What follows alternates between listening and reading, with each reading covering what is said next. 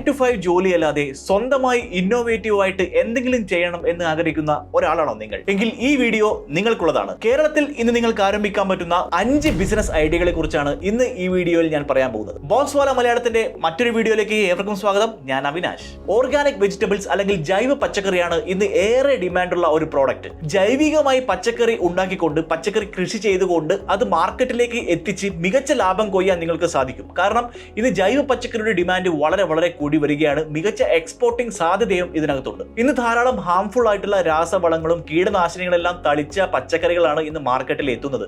അത് നമുക്ക് അറിയാം. പക്ഷെ എന്ത് ചെയ്യാനാണ്, ഓർഗാനിക് പച്ചക്കറി എന്ന് പറയുന്ന ഒരു സാധനം അത്ര അവൈലബിൾ അല്ലാത്തത് കൊണ്ട് തന്നെ നമ്മൾ ഇത്തരത്തിലുള്ള പച്ചക്കറി വാങ്ങാൻ ഫോഴ്സ്ഫുൾ ആവുകയാണ്. ഇവിടെയാണ് ഓർഗാനിക് പച്ചക്കറിയുടെ ഡിമാൻഡ് എന്ന് പറയുന്നത്. സാധാരണ നമുക്കറിയാം, ഓർഗാനിക് പച്ചക്കറി വാങ്ങുന്നത് കൂടുതലും കുറച്ച് ഹൈ ക്ലാസ് ആയിട്ടുള്ള ആളുകൾ അല്ലെങ്കിൽ അപ്പർ മിഡിൽ ക്ലാസ് ആയിട്ടുള്ള ആളുകൾ മാത്രമാണ് കൂടുതലും ഓർഗാനിക് പച്ചക്കറി തിരഞ്ഞെടുത്ത് വാങ്ങുന്നത്. അതല്ലെങ്കിൽ വീടുകളിൽ സ്വന്തമായി കൃഷി ചെയ്യുന്ന ആളുകൾ അവർ ഓർഗാനിക് ആയിട്ട് പച്ചക്കറി ഉണ്ടാക്കുന്നു. പക്ഷെ ഭൂരിഭാഗം ഏകദേശം 90% ആളുകൾക്കും ലഭിക്കുന്ന പച്ചക്കറി ഇനോർഗാനിക് ആയിട്ടുള്ള അല്ലെങ്കിൽ രാസവളങ്ങൾ അടങ്ങിയിട്ടുള്ള പച്ചക്കറികളാണ്. സോ അവരിലേക്കും കൂടെ ഓർഗാനിക് പച്ചക്കറി എത്തിക്കാൻ സാധിക്കുകയാണെങ്കിൽ, അതായത് കൂടുതൽ ജനങ്ങളിലേക്ക് കുറച്ചുകൂടെ ജനകീയമായിട്ട് ജൈവ പച്ചക്കറി എന്ന് പറയുന്ന ഒരു പ്രൊഡക്റ്റ് കൊണ്ടുപോകാൻ സാധിക്കുമെങ്കിൽ അത് വളരെ മികച്ച ഒരു ബിസിനസ് ഓപ്ഷൻ തന്നെയാണ്. നിങ്ങൾക്ക് കൃഷി ചെയ്യാൻ താല്പര്യമുണ്ടെങ്കിൽ അല്ലെങ്കിൽ ബിസിനസ്സും കൃഷിയും ഒരുപോലെ ചേർന്നുകൊണ്ട് ഒരു കാര്യം നിങ്ങൾ ചെയ്യാൻ ആഗ്രഹിക്കുകയാണെങ്കിൽ ഇത് വളരെ മികച്ച ഒരു ഓപ്ഷനാണ്. നിങ്ങൾ ആകെ ചെയ്യേണ്ടത് എന്താണെന്ന് വെച്ചാൽ, നിങ്ങൾക്ക് പച്ചക്കറി വളർത്താൻ സഹായിക്കുന്ന അല്ലെങ്കിൽ പച്ചക്കറി കൃഷി ചെയ്യാൻ സാധ്യമായ ഒരു പീസ് ഓഫ് ലാൻഡ്, ഒരു ഭൂമി നിങ്ങൾ കണ്ടെത്തുക. നല്ല ജലസേചന സൗകര്യവും നല്ല വളക്കൂറുള്ള മണ്ണുമെല്ലാം കണ്ടെത്തിക്കൊണ്ട് എവിടെയാണോ നിങ്ങൾക്ക് കുറച്ച് ലാൻഡ് കണ്ടെത്താൻ പറ്റുന്നത് അവിടെ നിങ്ങൾ ഒരു ലാൻഡ് പ്രിപ്പയർ ചെയ്തുകൊണ്ട് നിങ്ങൾക്ക് അവിടെ ഓർഗാനിക് ആയിട്ട് പച്ചക്കറി കൃഷി ചെയ്യാം. നമുക്കറിയാം, ഓർഗാനിക് പച്ചക്കറി എന്ന് പറയുന്ന സമയത്ത് സ്വാഭാവികമായിട്ടും രാസവളങ്ങളുടെയോ രാസ കീടനാശിനികളുടെയോ യാതൊരു വിധത്തിലുള്ള ഉപയോഗവും അതിനകത്ത് ഉണ്ടാവാൻ പാടില്ല. വളരെ ജൈവികമായിട്ടുള്ള വളങ്ങൾ ഉപയോഗിച്ചുകൊണ്ട് അത് ഏതൊക്കെയാണ് എന്നുള്ളത് നിങ്ങൾക്ക് ഗൂഗിളിൽ സെർച്ച് ചെയ്താൽ കിട്ടുന്നതാണ്. ജൈവികമായിട്ടുള്ള വളങ്ങൾ നമുക്കറിയാം, ചാണകം പോലെയുള്ള കാര്യങ്ങൾ അല്ലെങ്കിൽ മറ്റു വേസ്റ്റുകൾ, ഓർഗാനിക് ആയിട്ടുള്ള വേസ്റ്റുകൾ, ഇതെല്ലാം ജൈവിക വളങ്ങളാണ്.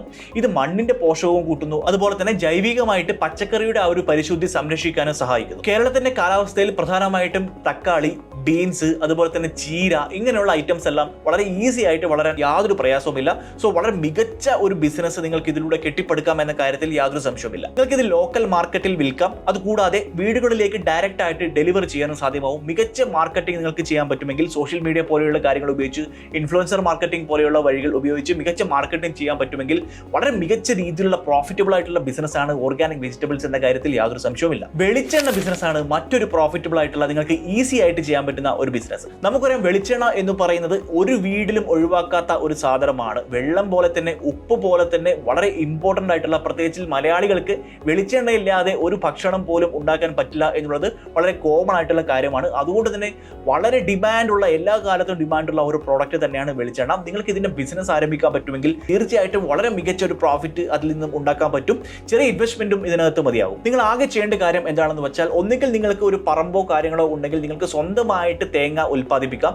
അതല്ലെങ്കിൽ തേങ്ങ ഓൾറെഡി ഉൽപ്പാദിപ്പിക്കുന്ന കർഷകരുടെ അടുത്ത് നിന്നും നിങ്ങൾക്ക് തേങ്ങ സംഭരണം നടത്താം. അതിനുശേഷം വെളിച്ചെണ്ണ എക്സ്ട്രാക്ട് ചെയ്യുന്ന ഒരു മെഷീൻ നിങ്ങൾ വാങ്ങുക. തുടക്കത്തിൽ വളരെ ചെറിയ രീതിയിലുള്ള സ്മോൾ സ്കെയിൽ ബിസിനസ് ആയിട്ട് ആരംഭിച്ചു കഴിഞ്ഞാൽ ഭാവിയിൽ വളരെ ലാർജ് സ്കെയിൽ ആയിട്ടുള്ള ഒരു ബിസിനസ് ആവാനുള്ള ഒരു സാധ്യത ഇതിനകത്ത് വളരെ കൂടുതലാണ്.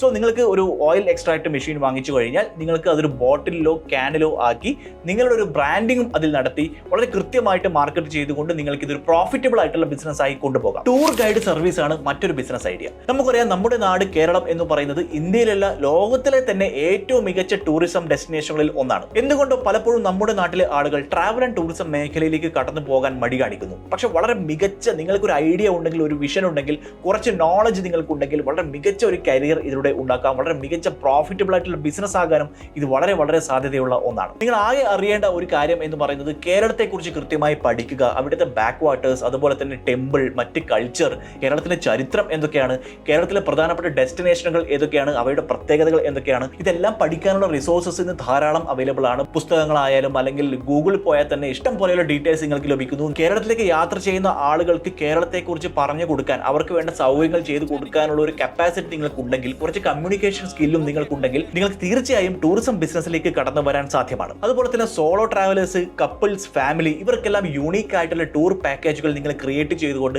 അത് അവരിലേക്ക് കൃത്യമായിട്ട് ആളുകളിലോട്ട് എത്തിക്കുക. മാത്രമല്ല സോഷ്യൽ മീഡിയ എന്ന് പറയുന്നത് വളരെ പ്രധാനപ്പെട്ട ഒരു മാർക്കറ്റിംഗ് ചാനലാണ്. സോഷ്യൽ മീഡിയയിലൂടെ നിങ്ങളുടെ പ്രൊമോഷൻ പരമാവധി ചെയ്യുക. മറ്റൊരു ബിസിനസ് ഐഡിയ എന്ന് പറയുന്നത് ചെറിയ ചായക്കടയാണ്. വളരെ ചെറിയ ഒരു ഇൻവെസ്റ്റ്മെന്റ് എമൗണ്ട് ഉണ്ടെങ്കിൽ ഒരു ചായക്കട തുടങ്ങി മികച്ച പ്രോഫിറ്റ് അതിൽ നിന്നും ഉണ്ടാക്കാം. School, office, bus stop, college, മറ്റ് IT പാർക്കുകൾ ഇതിനെല്ലാം അടുത്ത് ചായക്കട തുടങ്ങിയാൽ അത് പൂട്ടാനുള്ള സാധ്യത വളരെ കുറവാണ്. കാരണം നമ്മൾ ഇത് ഡേ ടു ഡേ ലൈഫിൽ കണ്ടുകൊണ്ടിരിക്കുന്നതാണ്. ചായ എന്ന് പറയുന്നത് നമ്മൾ മലയാളികൾക്ക് ഒഴിവാക്കാൻ പറ്റാത്ത ഒരു ഡ്രിങ്ക് ആണ്. അതുകൊണ്ട് തന്നെ ഒരു ചായക്കട പൂട്ടിയ കഥ നമ്മൾ അധികം എവിടെയും കേട്ടിട്ടില്ല. തീർച്ചയായും നിങ്ങൾക്ക് ഒരു ബിസിനസ് തുടങ്ങണം അല്ലെങ്കിൽ ഒരു ഫുഡ് ഇൻഡസ്ട്രിയിലേക്ക് ഒരു കാൽവയ്പ് നടത്തണം എന്ന ആഗ്രഹമുണ്ടെങ്കിൽ you can start with a tea shop. നല്ല ചായ, അതുപോലെ തന്നെ ചെറിയ സ്നാക്കുകൾ, എന്തെങ്കിലും പലഹാരങ്ങൾ അല്ലെങ്കിൽ ബിസ്ക്കറ്റുകൾ, ഇങ്ങനെയുള്ള കാര്യങ്ങളൊക്കെ ചെയ്യുകയാണെങ്കിൽ തീർച്ചയായും അതിലൂടെ മികച്ച വരുമാനം ഉണ്ടാക്കാം. ഏറ്റവും പ്രധാനപ്പെട്ട ശ്രദ്ധിക്കേണ്ട കാര്യങ്ങൾ എന്തൊക്കെയാണെന്ന് വെച്ചാൽ ലൊക്കേഷൻ തിരഞ്ഞെടുക്കുമ്പോൾ വളരെ വൈസായിട്ട് ചിന്തിക്കുക. എവിടെയാണ് ക്രൗഡ് കൂടുതൽ ഉള്ളത്, എവിടെയാണ് ചായക്കട കുറവുള്ളത്, അവിടെ ചായക്കടയുടെ ആവശ്യമുണ്ടോ, ഇതെല്ലാം നോക്കി വളരെ കറക്റ്റ് ആയിട്ടുള്ള ഒരു ലൊക്കേഷൻ തിരഞ്ഞെടുക്കുക. ആൾക്കാർക്ക് ഇരിക്കാനും നിൽക്കാനും സൗകര്യമുള്ള ഒരു സ്ഥലമായിരിക്കണം. അതുപോലെ തന്നെ അവർക്ക് ആവശ്യമായിട്ടുള്ള ചെറിയ ചെറിയ കസേരകൾ, അതുപോലെ തന്നെ മേശകൾ, പലഹാരങ്ങൾ, ഇത്തരത്തിലുള്ള കാര്യങ്ങളും പ്രൊവൈഡ് ചെയ്യാൻ ശ്രദ്ധിക്കുക. ഏറ്റവും പ്രധാനപ്പെട്ട മറ്റൊരു കാര്യം വൃത്തിയാണ്. നിങ്ങളുടെ ചായക്കട നല്ല വൃത്തിയുള്ള നീറ്റ് ആയിട്ടുള്ള ഒന്നായിരിക്കണം. നിങ്ങൾ അവിടെ ഉപയോഗിക്കുന്ന പാത്രങ്ങൾ, ഗ്ലാസുകൾ ഇതെല്ലാം വളരെ നീറ്റ് ആൻഡ് ക്ലീൻ ആയിരിക്കണം. ഇത് കൂടുതൽ കസ്റ്റമേഴ്സിനെ അട്രാക്ട് ചെയ്യാൻ സഹായകമാകും. ഫിഷ് ഫാമിംഗ് അല്ലെങ്കിൽ മത്സ്യകൃഷിയാണ് മറ്റൊരു ബിസിനസ് ഐഡിയ. നമുക്കറിയാം മത്സ്യം എന്ന് പറയുന്നത് കേരളത്തിന്റെ ഒരു സമ്പാദ്യം തന്നെയാണ്. കേരളത്തിലെ മത്സ്യസമ്പത്ത് വളരെ പ്രശസ്തമായ ഒന്നാണ്. നമ്മൾ മലയാളികൾക്ക് മീനില്ലാതെ പറ്റില്ല. മത്സ്യം കഴിക്കുക എന്ന് പറയുന്നത് നമ്മൾക്ക് പ്രധാനപ്പെട്ട ഒരു കാര്യം തന്നെയാണ്.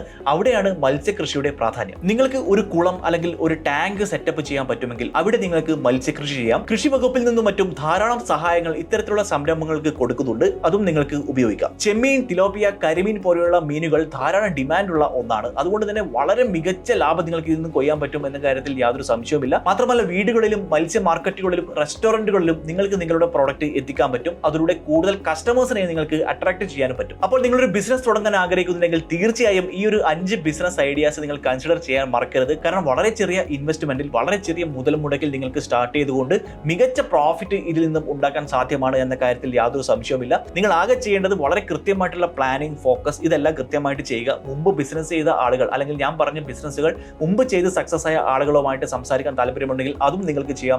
കൃത്യമായിട്ട് റിസർച്ച് ചെയ്യാം. അധികം റോക്കറ്റ് സയൻസ് ഒന്നും അല്ല, വളരെ ഈസി ആയിട്ട് നിങ്ങൾക്ക് ചെയ്യാൻ വേണ്ടി പറ്റുന്നത് മാത്രമേ ഉള്ളൂ.